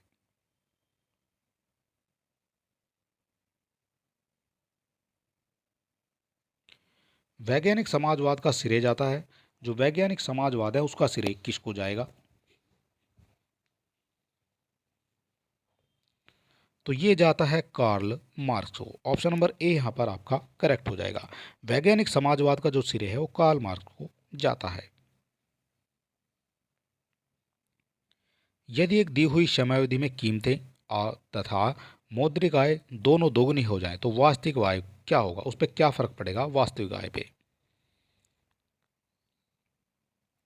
तो ये हो जाएगा जो अपरिवर्तित रहेगी आपकी वास्तविक आय। ठीक है, अगर किसी समय कीमतें तथा मौद्रिक आय दोनों को दोगुना कर जाता है तो वास्तविक आय जो है वो अपरिवर्तित रहती है।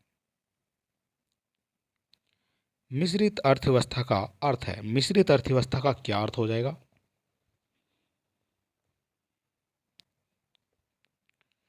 तो ये हो जाता है जहां मिश्रित अर्थव्यवस्था का अर्थ हो जाएगा जहां राष्ट्रीय अर्थव्यवस्था में सार्वजनिक क्षेत्र के साथ निजी क्षेत्र भी विद्यमान हो, उसको मिश्रित अर्थव्यवस्था कहा जाता है।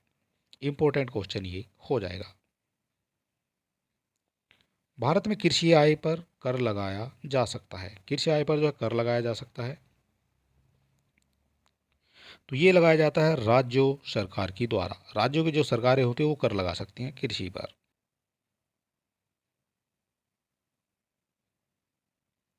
उच्च बचत वाली अर्थव्यवस्था होते हुए भी किस कारण पूंजी निर्माण महत्वपूर्ण उत्पादन वृद्धि में परिमाणतः नहीं हो पाता है? उच्च पूंजी उत्पाद अनुपात। ठीक है, उच्च पूंजी उत्पाद अनुपात ये हो जाता है आपका 94 का करेक्ट आंसर। सारे क्वेश्चन दिए गए हैं आपके जो आपकी परीक्षा से रिलेटेड है। परीक्षा में इसी तरह के क्वेश्चन आपसे पूछे भी जाते हैं और क्वेश्चन को बड़ा करते हैं ताकि आपका जो है समय ज़्यादा लगे, इसलिए क्वेश्चन को जो है बड़ा करते हैं ये। और लेंथी क्वेश्चन काफ़ी आपको देखने को मिलते हैं आपकी परीक्षा में। फिलहाल 95 की बात करेंगे। जब संसद के दोनों सदनों की संयुक्त बैठक में कोई विधेयक निर्दिष्ट या रेफर किया जाता है तो इसके लिए द्वारा पारित किया जाना होगा। क्या पारित किया जाना होगा? तो ये हो जाता है उपस्थिति तथा मत देने वाले सदस्यों की साधारण बहुमत। ऑप्शन नंबर ए हो जाता है यहाँ पर करेक्ट आंसर।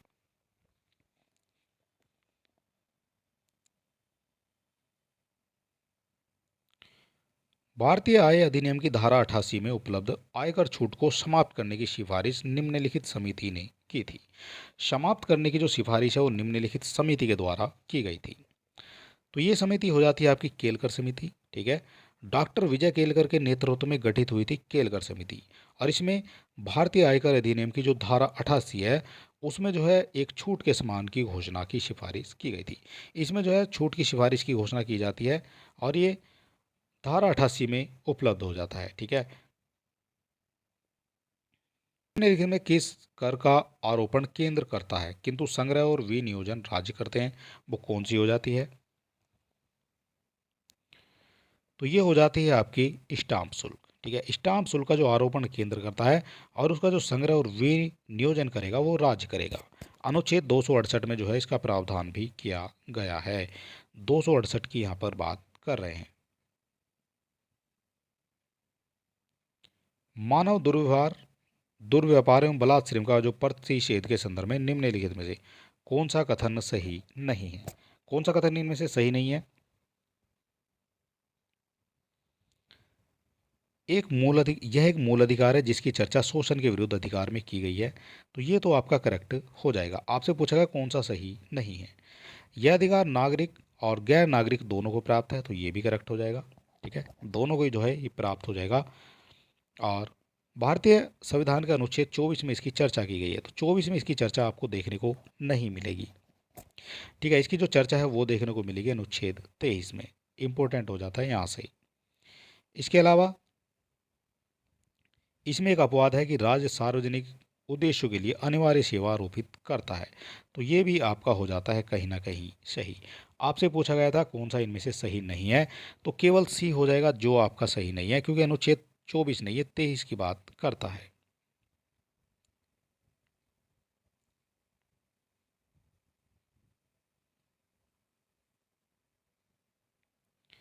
निम्नलिखित में कौन सा एक द्वितीयक क्षेत्र का क्रियाकलाप नहीं है? कौन सा हो जाएगा जो द्वितीयक क्षेत्र का क्रियाकलाप नहीं है?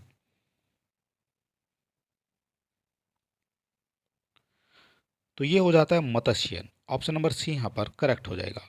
वह क्षेत्र जो कच्चे माल को निर्मित माल में परिवर्तित करता है वो द्वितीयक क्षेत्र कहलाता है। सबसे पहले आपका कच्चा माल होगा, उसको जो है कोई कंपनी होगी, कोई फैक्ट्री होगी, उसको जो कुछ उसका बनाएगी, तो उसको जो है द्वितीयक क्षेत्र कहा जाता है। ये प्राथमिक क्षेत्र हो जाएगा जो उत्पादक होते हैं, और जो कच्चे माल को निर्मित करेंगे पक्के माल में वो हो जाते हैं द्वितीयक क्षेत्र।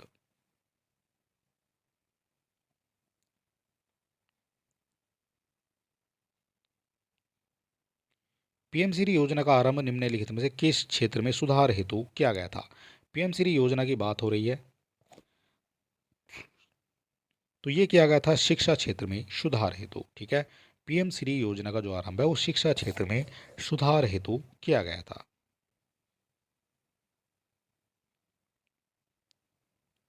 निम्नलिखित में कौन सा कथन सही नहीं है? सही नहीं है, ये आपसे पूछा गया है। तो संसद के दोनों सदनों की संयुक्त बैठक की जो अध्यक्षता है वो लोकसभा अध्यक्ष के द्वारा की जाती है। बिल्कुल करेक्ट हो जाएगा। और ये जो एक साथ इनकी अध्यक्षता होगी तो ये अनुच्छेद हो जाता है आपका 108, ठीक है। इंपॉर्टेंट हो जाता है यहाँ से। 108 के तहत जो है संयुक्त बैठक हो सकती है आपकी संसद के दोनों सदनों की। संसद के दोनों सदनों की जो संयुक्त बैठक है वो राष्ट्रपति द्वारा आहूत की जाती है, तो ये भी करेक्ट हो जाएगा। राष्ट्रपति के द्वारा ही आहूत की जाती है।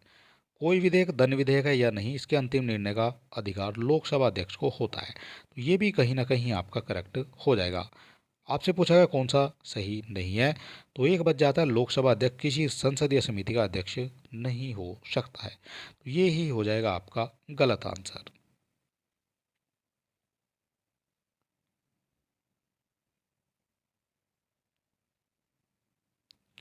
वित्त मंत्री संसद में बजट प्रस्तुत करते हुए उसके साथ अन्य प्रलेख भी प्रस्तुत करते हैं जिनसे जिनमें वृहद आर्थिक रूपरेखा विवरण भी सम्मिलित रहता है। यह पूर्वोक्त प्रलेख निम्न आदेशन के कारण प्रस्तुत किया गया है। 106 नंबर हो जाता है यहाँ पर क्वेश्चन, और इसका जो करेक्ट आंसर है वो हम देख लेते हैं। तो ये हो जाएगा राजकोषीय उत्तरदायित्व बजट प्रबंध अधिनियम 2003 के प्रावधान के कारण। ठीक है, तो ये हो जाता है इसका करेक्ट आंसर। नवरत्न पर विचार करना है, नवरत्न कंपनी पर विचार करना है आपको, और नवरत्न पे कौन सा जो है यहाँ पर करेक्ट हो जाएगा। तो ये हो जाता है जो सार्वजनिक क्षेत्र में चयनित उद्यम है उसको नवरत्न कहा जाता है सार्वजनिक क्षेत्र में।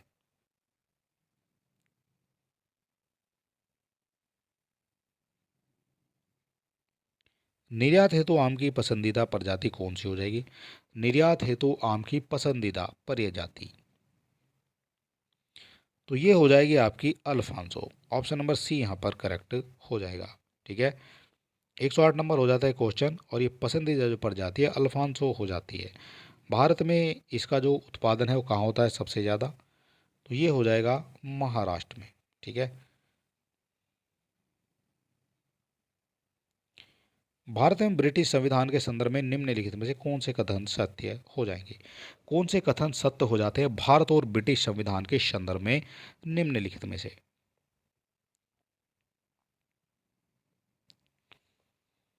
तो ये हो जाता है दोनों देशों के संसदीय प्रणाली का जो प्रावधान है वो हो जाता है यहाँ पर करेक्ट। ऑप्शन नंबर ए जो है ये आपका करेक्ट हो जाएगा, क्योंकि भारत और ब्रिटेन में संसदीय प्रणाली को अपनाया गया है दोनों जगह पर। निम्न में कौन सा एक कथन अविस्फीति का उपयुक्त वर्णन करता है? अविस्फीति का उपयुक्त वर्णन करता है, तो ये है यह माल तथा सेवाओं के सामान कीमत स्तर में आई सतत गिरावट है। ठीक है, ए हो जाता है आपका करेक्ट आंसर। विधिक आरक्षित अनुपात यानी LRR के संदर्भ में निम्नलिखित कथनों पर आपको विचार करना है। विधिक आरक्षित अनुपात की बात हो रही है।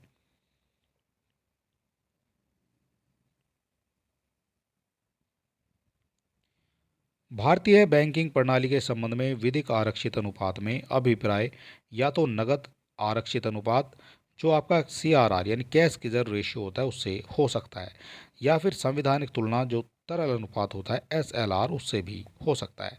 तो ऑप्शन नंबर जो एक है ये आपका हो जाता है कहीं ना कहीं करेक्ट।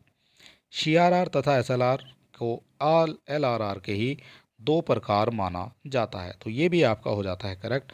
आपसे पूछा गया था सही कौन सा है, तो दोनों आपके यहाँ पर सही हो जाते हैं, और दोनों सही दिए गए हैं आपके ऑप्शन नंबर सी में। ठीक है, एक और दो दोनों आपके सही हो जाएंगे। विश्व प्रेस सूचकांक किसके द्वारा प्रकाशित किया जाता है? विश्व प्रेस सूचकांक स्वतंत्रता सूचकांक ये किसके द्वारा प्रकाशित किया जाएगा? तो ये प्रकाशित किया जाता है रिपोर्टर्स विदाउट बॉर्डर्स के द्वारा। ऑप्शन नंबर ए यहाँ पर करेक्ट हो जाएगा। जो विश्व प्रेस सूचकांक है ये कब पेश किया जाता है? तो ये प्रतिवर्ष 3 मई को जो है ये पेश किया जाता है, या फिर इसको मनाया जाता है 3 मई को ये मनाया जाता है वर्ल्ड प्रेस दिवस। ठीक है, इम्पोर्टेंट हो जाएगा यहाँ से ही।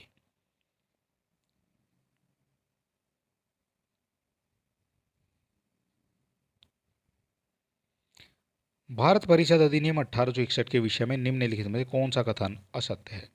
असत्य कथन आपको बताना है कौन सा हो जाएगा।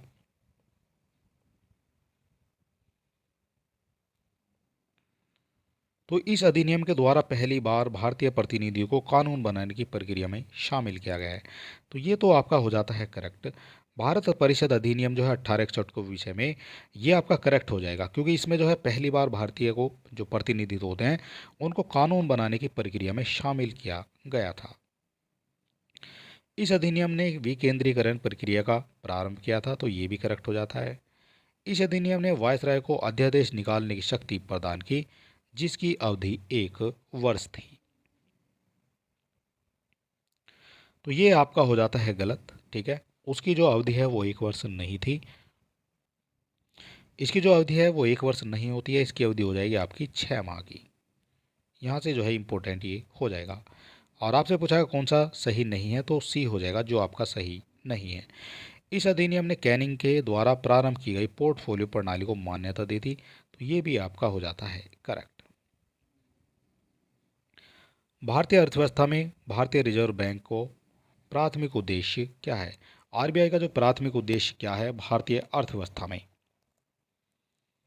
तो ये हो जाता है मूल्य स्थिरता सुनिश्चित करना और मुद्रास्फीति को नियंत्रित करना, ये इसका प्राथमिक उद्देश्य हो जाता है। इंपॉर्टेंट क्वेश्चन की ये सीरीज चल रही है, इसमें आपको मिल रहे हैं total 150 question full length test में। और ये जो आज का हमारा टेस्ट है ये है 9 नंबर का। इससे पहले हमने 8 टेस्ट आपको करा दिए हैं, सारे इंपॉर्टेंट हैं, सारे आपको देख लेने हैं अगर आप तैयारी कर रहे हैं अच्छे मन से।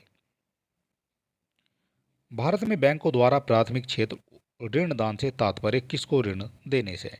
किसको ऋण देने से भारत में बैंकों द्वारा प्राथमिक क्षेत्र का तात्पर्य हो जाएगा? तो ये हो जाता है कृषि को जो है ऋण दिया जाता है, लघु और छोटे उद्यमों को भी और दुर्बल वर्ग को भी। तो ऑप्शन नंबर डी हो जाएगा यहाँ पर करेक्ट आंसर। भारत में जो बैंक है वो प्राथमिक क्षेत्र ऋण दान से तात्पर्य हो जाएगा कि वो इन सभी को जो है ऋण दिया जाएगा।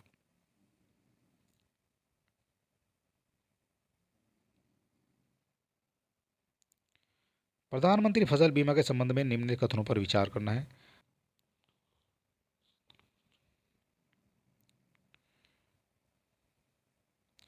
तो यहाँ दिया गया है पहला ऑप्शन, इसका शुभारंभ वर्ष 2016 में किया गया था, तो ये करेक्ट हो जाएगा। 2016 में जो है इसका शुभारंभ किया गया था। इसने राष्ट्रीय कृषि बीमा और संशोधित राष्ट्रीय कृषि बीमा को प्रोत्साहित किया था, तो ये भी आपका हो जाता है करेक्ट। दोनों आपके करेक्ट दिए गए हैं और यहाँ पूछा गया सही कौन सा है, तो एक और दो दोनों आपके सही यहाँ पर हो जाएंगे। संयुक्त राष्ट्र लोक सेवा आयोग के विषय में निम्नलिखित में से कौन सा सही नहीं है? संयुक्त राष्ट्र लोक सेवा आयोग के संबंध में विषय में कौन सा सही नहीं है वो आपको बताना है। संबंधित राज्य विधानसभाओं के अनुरोध पर संसद के एक अधिनियम द्वारा जेएसपीएससी का गठन किया गया था, तो ये तो आपका कहीं ना कहीं करेक्ट हो जाएगा। जेएसपीएससी के अध्यक्ष और समिति सदस्यों की जो नियुक्ति है वो राज्यपाल द्वारा की जाती है, तो ये हो जाता है आपका गलत। इसकी जो नियुक्ति है वो राज्यपाल के द्वारा नहीं की जाएगी। इसकी जो नियुक्ति है वो राज्यपाल की जगह राष्ट्रपति के द्वारा की जाएगी। इंपॉर्टेंट यहाँ से ये बन जाएगा, राष्ट्रपति के द्वारा जो है इनकी नियुक्ति की जाएगी।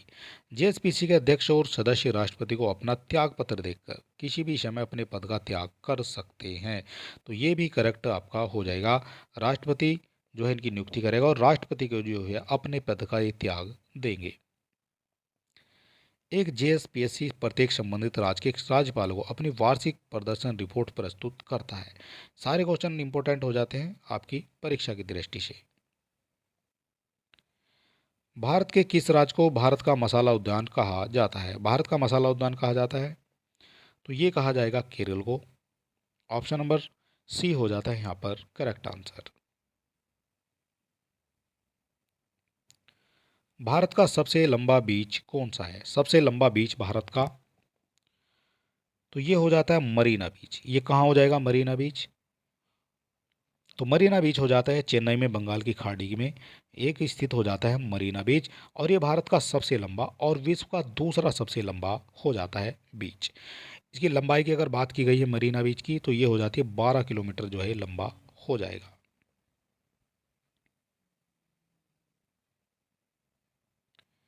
भारत का पहला 3D मुद्रित डाकघर 3D प्रिंटेड पोस्ट ऑफिस ये कहाँ स्थापित किया गया है? पहला हो जाता है 3D मुद्रित डाकघर, तो ये हो जाता है आपका बेंगलुरु में। बी हो जाता है यहाँ पर करेक्ट आंसर।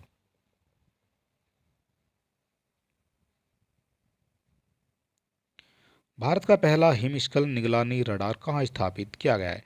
हिमस्खलन निगरानी रडार कहाँ स्थापित किया गया है? तो ये किया गया है आपका सिक्किम में। ये हो जाता है पहला।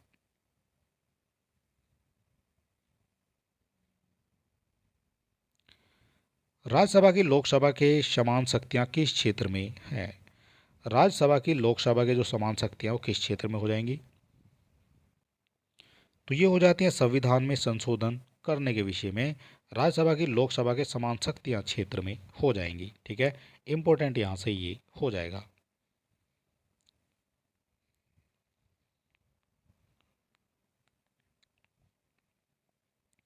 निम्नलिखित कथनों पर विचार करना है और आपको बताना है इनमें से सही कौन सा हो जाएगा।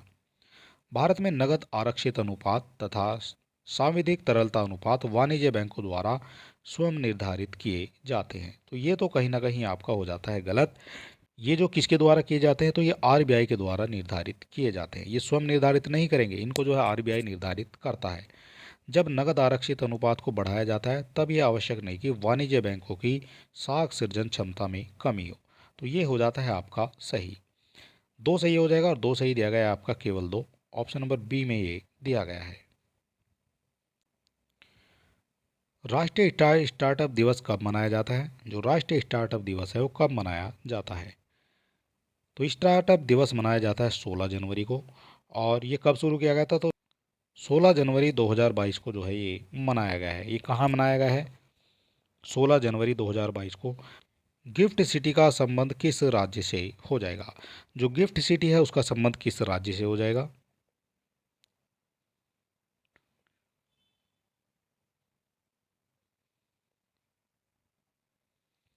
तो ये हो जाता है गुजरात से। ठीक है, गिफ्ट सिटी का जो संबंध है वो गुजरात से हो जाएगा।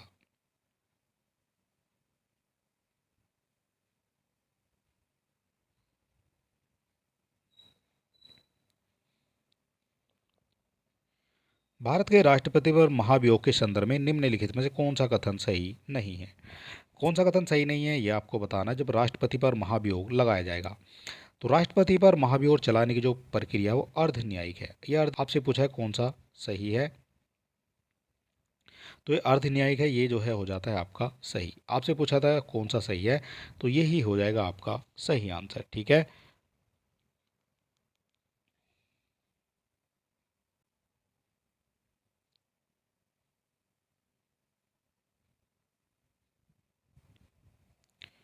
जल विद्युत एवं सौर ऊर्जा के संयोजन से संचालित होने वाला भारत का पहला हवाई अड्डा कौन सा है? जल विद्युत और सौर ऊर्जा से संचालित होने वाला पहला अड्डा हो जाता है भारत का। तो ये हो जाता है इंदिरा गांधी अंतर्राष्ट्रीय हवाई अड्डा। ऑप्शन नंबर बी यहाँ पर आपका करेक्ट हो जाएगा। इंदिरा गांधी हवाई अड्डा ये कहाँ हो जाएगा?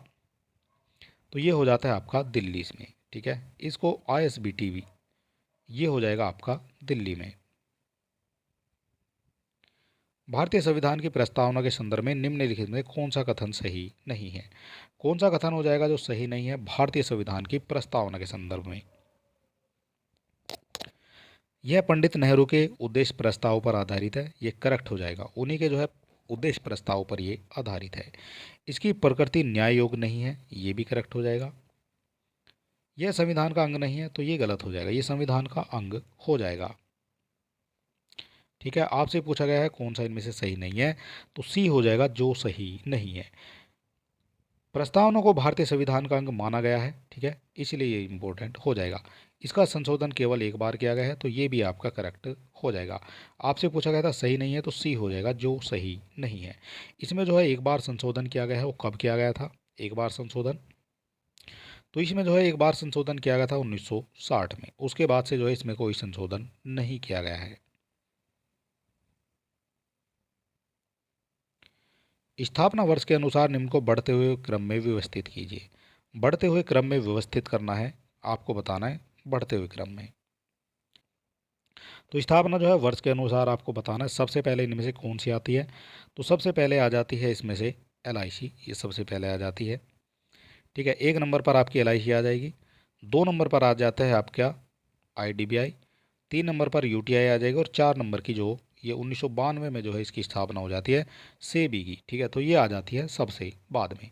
तो इस तरह से एक दो चार तीन, तो ये दिया गया है आपका ऑप्शन नंबर ए में। ठीक है, इंपॉर्टेंट यहाँ से ये हो जाएगा।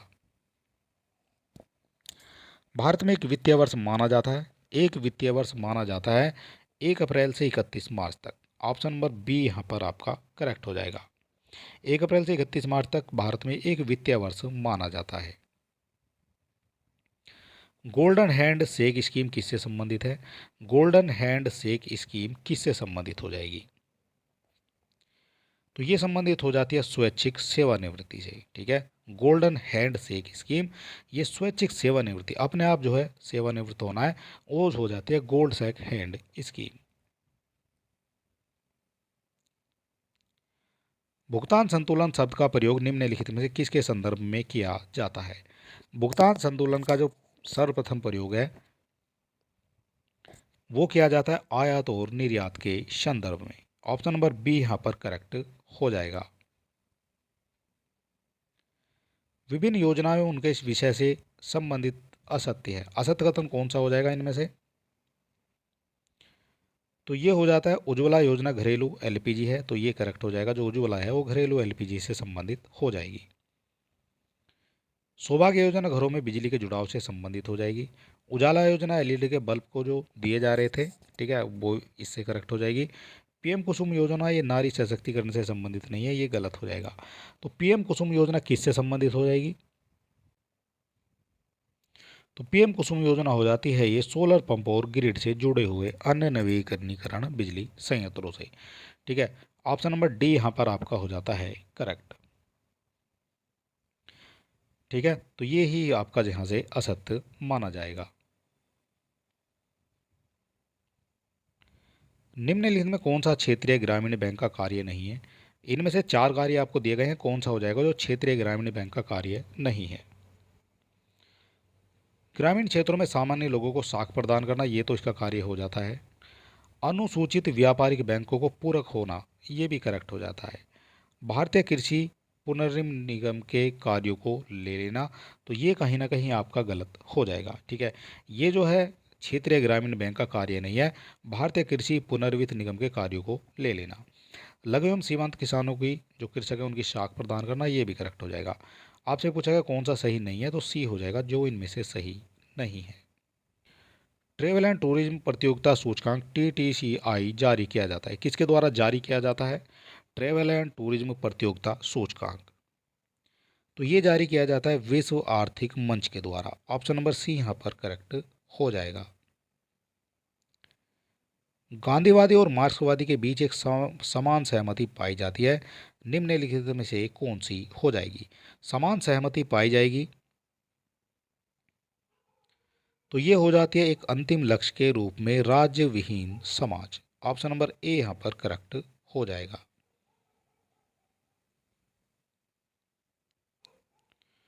भारत में शहरीकरण के संबंध में निम्न कथनों में से कौन सा सही नहीं है? यहाँ भी आपसे पूछा गया कौन सा इनमें से सही नहीं है,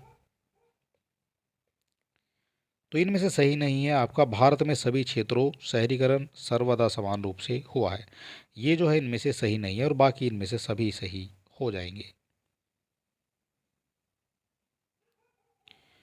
निम्नलिखित में कौन सा एक भारत में जनसंख्या वृद्धि का प्रतिफल नहीं है? भारत में हो जाएगा जो जनसंख्या वृद्धि का प्रतिफल नहीं है, तो ये हो जाता है वन जीवों में वृद्धि अभिवृद्धि। ऑप्शन नंबर डी यहाँ पर करेक्ट आपका हो जाता है। भारत में पूंजी बाजार पर निगरानी करने वाली संस्था है, जो पूंजी बाजार पर नियंत्रण या निगरानी रखती है, वो कौन सी संस्था हो जाएगी?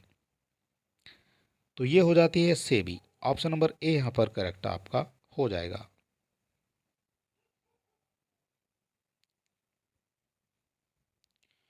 गरीबी रेखा को निर्धारित करने के लिए कौन सा संगठन सर्वेक्षण करता है? कौन सा संगठन सर्वेक्षण करता है, ये आपको बताना है। NNSO जो है इसका संगठन करने वाला है, ठीक है। और योजना आयोग जो है अब नीति आयोग बन गया है, और हर वर्ष के लिए समय पर गरीबी रेखा और गरीबी रेखा को सर्वेक्षण ये करता रहता है, NSSO। भारत में पहला औद्योगिक नीति किस नाम से जाना जाता है? पहला हो जाता है ये औद्योगिक नीति, इसको किस नाम से जाना जाएगा? तो ये जाना जाता है औद्योगिक नीति संकल्प 1948, ठीक है, इंपॉर्टेंट हो जाता है यहाँ से ये। राष्ट्रीय आय एवं कृषि विकास बैंक की स्थापना किस समिति की सिफारिश के आधार पर की गई है? राष्ट्रीय कृषि एवं ग्रामीण विकास बैंक की स्थापना किस समिति की सिफारिश के आधार पर की गई है?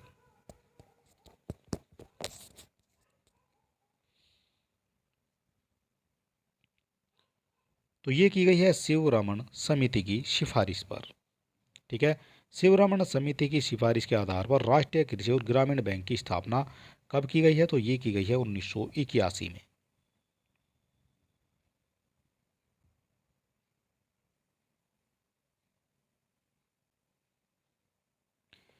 POCSO कानून का संबंध है, POCSO कानून का संबंध है किससे संबंधित हो जाता है?